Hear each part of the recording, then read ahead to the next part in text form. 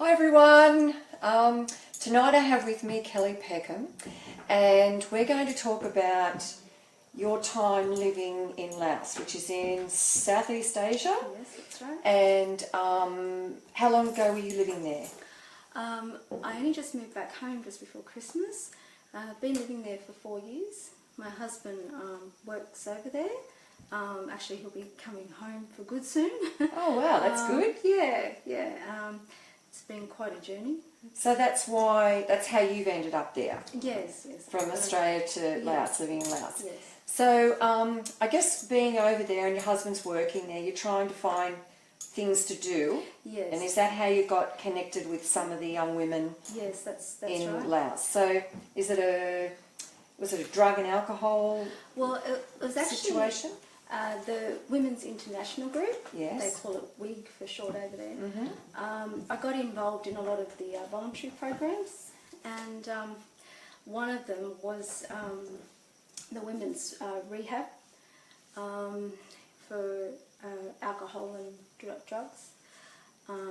I went over there and did arts and crafts with them, me and a bunch of other ladies, it was quite an experience. So I'm going to paint the picture because it's pretty horrific, their conditions, isn't it? Yes. So are they put into this rehab centre through government or? Well, they have communities, like villages, and a lot of them, like, you know how we have the mayors for our councils, city councils here. For them, it's called the Mayban. And depending on the Mayban and like the families, it's actually up to them whether they choose to put their families in. So they have like the final say. They direct them to this rehab centre. Yes. Well, we'll call it a rehab centre, but it's pretty torturous, isn't it? Yes. So can you paint the picture of what it actually looks like, just so that my viewers can get an idea of what these young women, the circumstances that these young women are living in? It's more like a jail. Everybody actually calls it a jail. It used to be a jail because it's like old concrete walls with barbed wire fences, and so the conditions there are extremely poor. They're like, I wouldn't even call it a shower. Where they shower outside, and it's quite appalling. So they've got their aren't so good. And what sort of amenities? Like they've got their room now. They've got like TV and nice bed and. They're very old, springy beds. Yeah. Some of them sleep on the floor.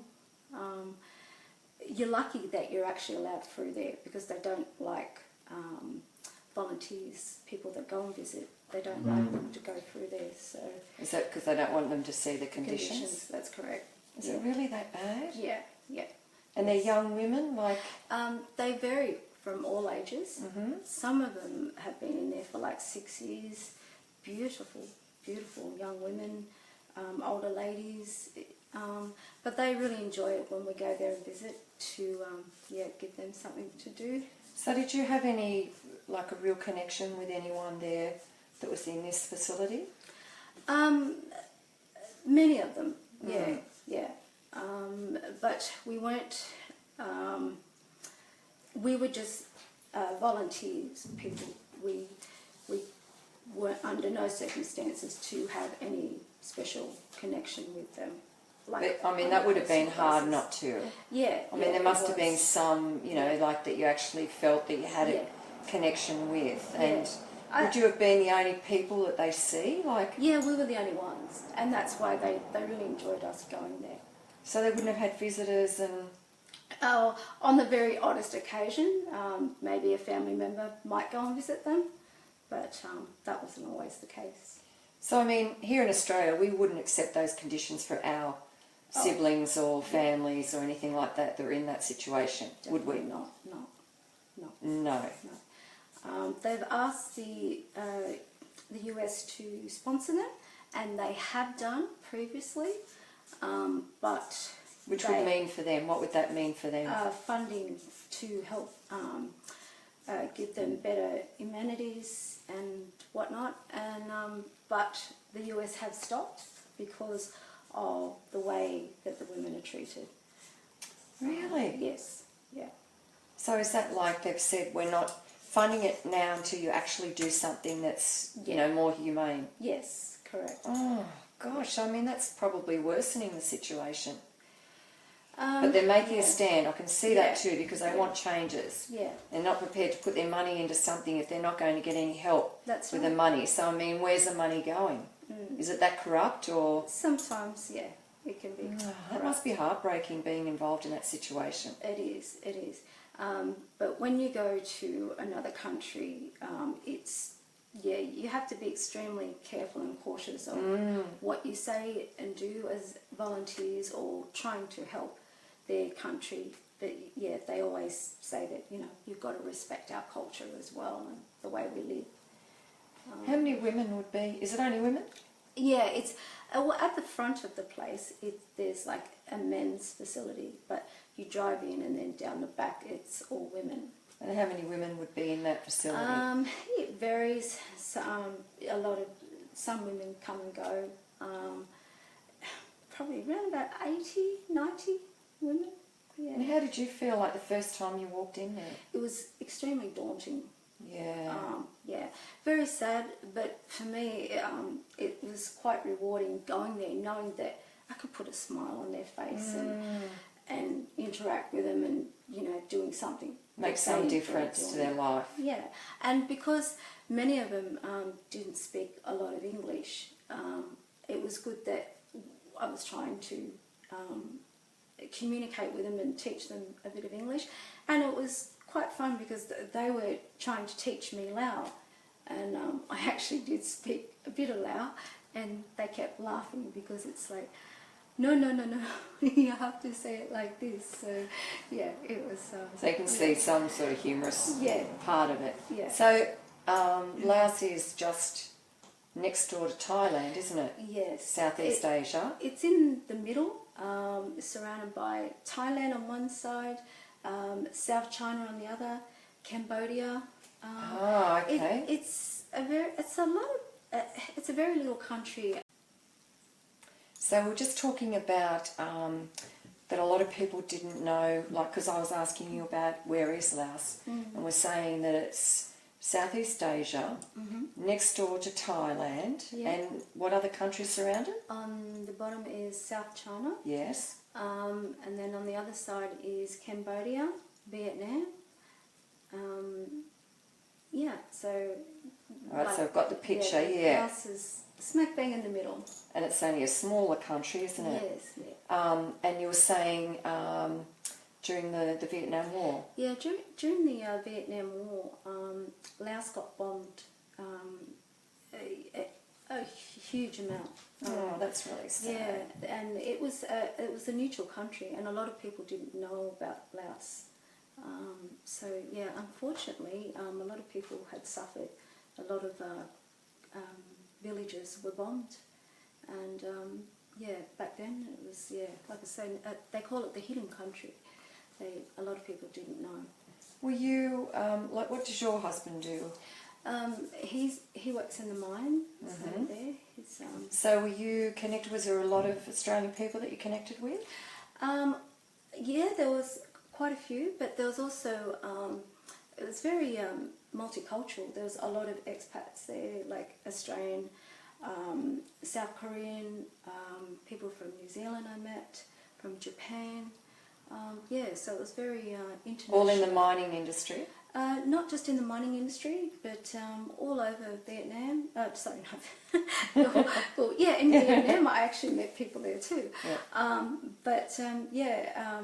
From all walks of life in Laos.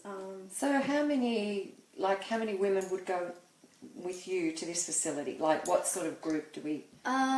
They didn't like a huge amount of ladies going there. So there was often like 5 or 6 ladies. So you'd go there and do art? Yeah, arts and crafts, and we do fun dancing. We'd show them the way we dance, and, like the hokey pokey. And wow. They really enjoyed that. They loved it. So. And I know I've asked you before, but was there any like special person that you connected with when you were over there, whether she was a volunteer or whether she was an inmate? The volunteer, Miho, her name was, and she was actually from Japan, and she put her hand up for everything to volunteer. She was just wonderful. But spoke very good English, and she spoke Laos, and she just made everybody laugh. Did you learn the language? Just a little bit. Yeah, enough to get you through it. Yeah, it's like also they say noi noi, which means little bit. Little bit, noi noi. Yeah, when they so remember that, noi noi. Just a little bit. Yeah. I'll say that next time someone asks me if I want chocolate. I'll say noi noi. No, no. So, did that, having to go through that, because I mean, you live a nice life here, a nice style of life, and having to go through that, like, how did that impact you as an individual, like as a woman? It really made me appreciate home, and I've often said to my children growing up, appreciate what you have, because when you see things like that, it's a wake-up call. And I guess would they be, they wouldn't be okay with it, but because of their standard of living, it wouldn't be as bad as what we feel it is. I mean, even though it's a horrible situation, the level of disappointment wouldn't be as high as what we'd have, because they're kind of used to it or accepting of it. Yeah. Because, I mean, it is their fate, isn't it, that they spend time in this facility. Yeah. And what's the longest that someone's been there? One that I know that I do recall was a lady, 6 years. It was 6 years. Yeah, in this one little space. She was. So they'd have like a little cell block, like a little cell room. Yeah. And how many of them would live in the one room? Well, there's probably about 12 in one room. Really? Yeah, yeah. So 12 beds all cramped into one little room. Yeah, and then you'd have the next few rooms, 12 in each room. And are they locked facilities? 12. It gets locked up, yeah. Even during the daytime, they get locked up. So have they got any freedom? In the yard, but it's got a big prison wall around it. They cannot go out. They're not allowed to escape unless they get permission. So did anyone, I guess, you've got that time with them and you're spending time with them, you're doing, arts and crafts, so maybe they're releasing a little bit of trust and feeling good about, having a visitor. Did you ever hear, any really horrible stories? Did they speak to you and express what had happened to them or how they got there? Or Well, there was a few ladies that did try and escape, and they would be physically abused and sent back. They'd go back. They'd have to go back. So there was no way of escaping, and unless they got permission from their families, that they were allowed to be released. so it's up to the families what happens with them, It's up to the families. It's actually or the government. or the Mayban. They decide. So the council, the community council, so to speak. Yeah. And so this is where they send everyone in that area that's got any drug and alcohol situation? Yes, that's correct. And they deal with it? Do they get rehabilitation or do they just serve term? No. There was a English lady, she tried everything in her power to try and get the best facilities there for them, as far as counselling, tried to address the amenities, but she had to be very careful on how she approached them, and she tried so hard for many years, and she just turned around and said, I can't do this anymore. She said, because they just said, no, you cannot do this, you cannot do that. And she tried really hard to get professional counsellors in there to help these women. Unfortunately, it wasn't successful for her. So were you allowed to take photos or anything like that? No photos. And did any of the young women or anything say that they wanted to get messages to their friends and family or try to... No. Not allowed to do anything like that? No. There was, many years ago, from what I heard, that this one of the ladies had been released, and the volunteer gave her a phone number, and unfortunately she started to use drugs again and knew where the volunteer lived. And, oh dear. Yeah, that didn't go down so well. So yeah, that's why we were told that you, under no circumstances, no photos inside there, no phone numbers or anything like that. I mean, we can only imagine how bad it is. Mm. I mean, we've seen movies and things like that of prisons and institutions like that. Yes. And be blessed that we have what we have here in Australia. Yes. So I've spoken to you before about this. Like, how can we help these women? Like, how can... I know you were talking about there's a coffee plantation. Yeah, one of my Lao friends over there, they have a coffee plantation, and they're trying really hard to sell internationally as well as locally, trying to get their business. And they are from a local village over there, and I've had the coffee, and it is really nice coffee. So by us working with that, would that help these women somehow? Would they make... That's on a different path. Yeah. That's in another part of Laos. But with the WIG, the Women's International Group, that would also benefit other local villages that are suffering from not enough education, not enough health assistance, because many of them can't go to the doctors because they are too poor. Many of them are sick, or many of them have bad accidents. They just cannot afford to go to the doctor. So whatever assistance people can do and be able to provide for them and help, that'd be a really bonus. So if someone here in Australia wanted to help somehow, who would we contact? The Women's International Group in Vientiane. In Vientiane? Yes. Okay, so what... Vientiane is the capital city of Laos. Okay, all right. This has been a real education for me tonight, where it all is and the name of cities and how to say, what is it, Noi Noi? Noi Noi. Yeah, Noi Noi. We'll put up a post anyway that, you know, just with the information, if anyone does want to make some sort of connection and help these women in this institution, it would be quite wonderful. I've done a few interviews with mental health issues and all that sort of thing. So, you know, it's certainly within what we do to get it out there, the information out there. So let's go to another part of your story, and that's the little village that grows the coffee beans and makes the coffee. Yes. So purchasing this coffee would actually, in fact, put some sort of income into this little community in Laos. Okay, so it's grown locally in a little community. Yes, that's correct.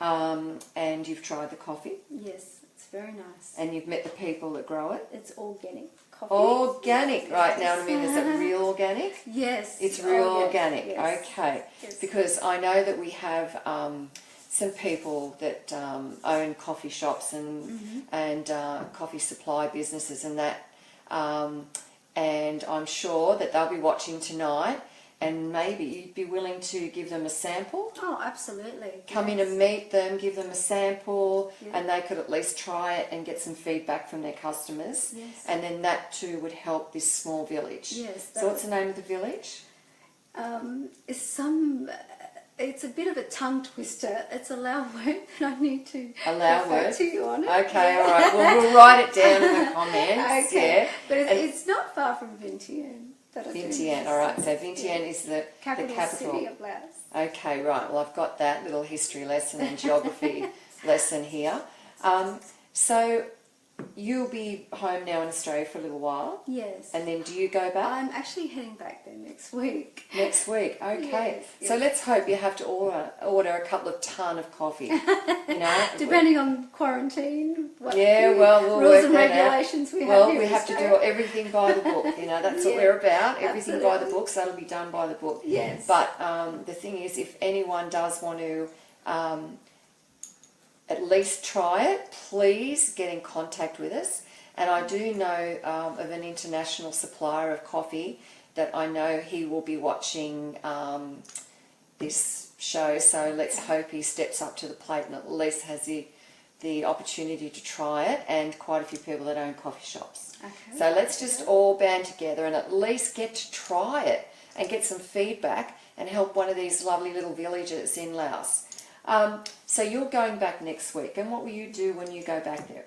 I'm going back to actually surprise one of my Lao friends over there. She has no idea that I'm coming. So. Oh, okay. And she's the lovely young lady that has come up with this whole idea with the organic coffee, and she's asked me for her help to put it out there. Yeah, beautiful. So, yes, this will be really nice to show her when I go next week. So you'll go next week? Yes. And how long will you stay there for? I will be away for 3 weeks.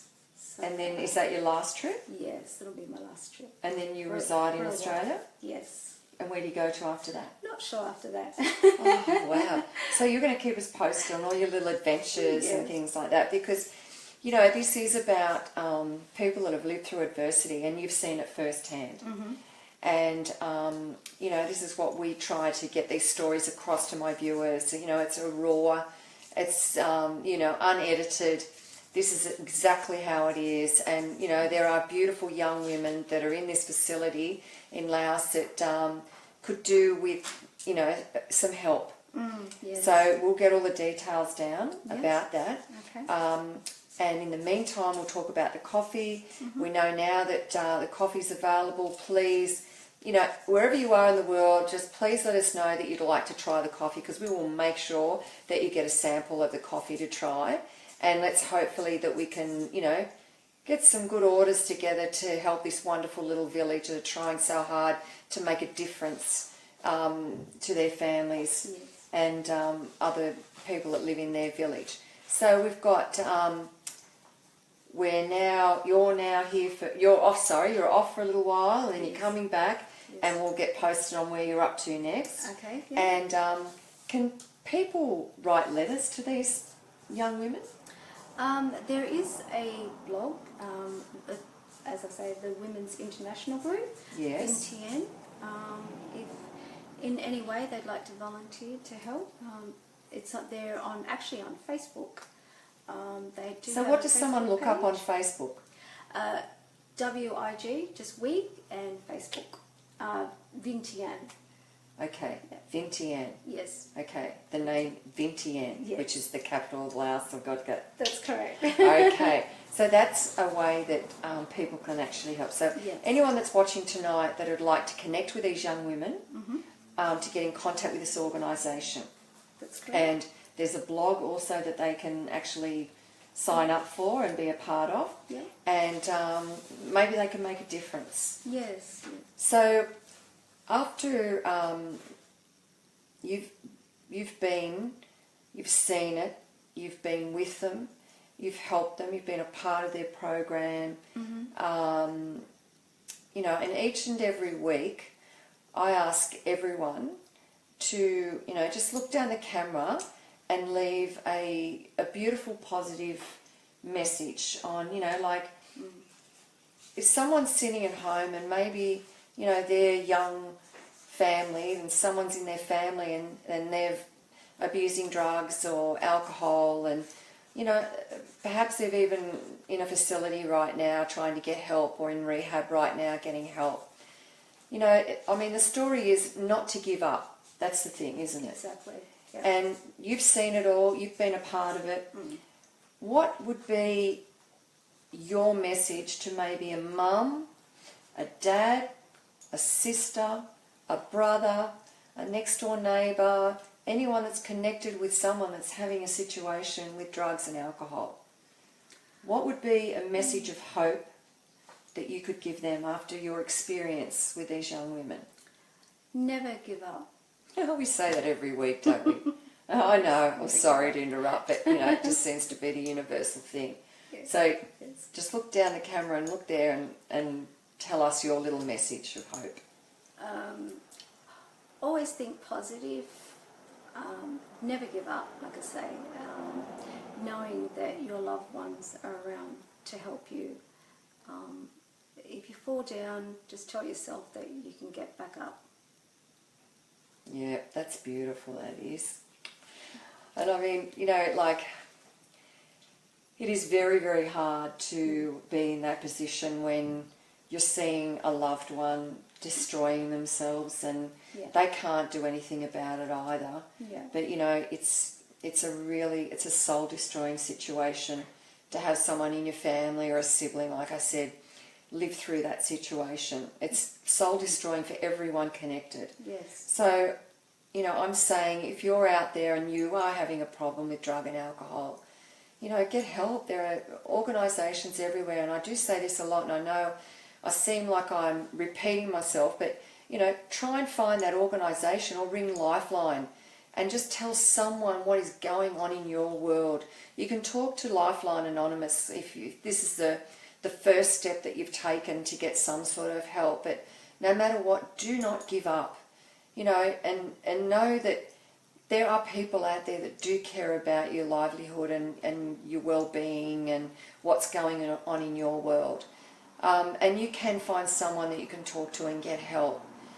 And, you know, like, I do this show every week with the hope that, you know, I can change lives and you know, make a difference in this world of ours. And each and every week, my beautiful viewers join me and to make this show possible. So I just want to say thank you to a few of them. I can't mention everyone tonight, but I will say thank you to Kath Smith, Reese Livermore, Jessica Wilcox, Frank Day, Alana Louise, Cherie Britton, Beck Cassidy, hi Beck, Kat Smith, Martika Evans, hi Martika, Lauren Zonefeld, thank you Lauren, and Susie Juno, thank you darling so much for being a part of this show tonight. Georgina Harry, Monica Gilbert, Michael Cross, Kate Clulo, Amber Jane Sterling, thank you Amber, Margaret Moffat, thank you Margaret. I mean, just thank you all of you, because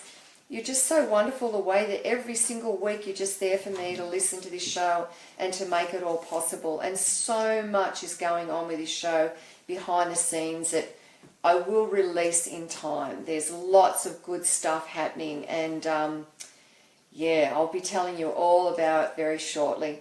So tonight I say thank you to everyone for being a part of it. I also say do not give up no matter what, and know that there is someone out there that will help you. You only need to communicate that you need that assistance, or to ask someone to help, or write us a message, drop us an email, kelly@onthecouchwithkelly.com. Just write me an email, tell me you need help, I will find someone to assist you somewhere. So know that you're going to be okay, and know that you just don't give up. Just know you're going to be okay. Thank you from me, everyone, and I'll see you next week, 7:30. Good night, everyone.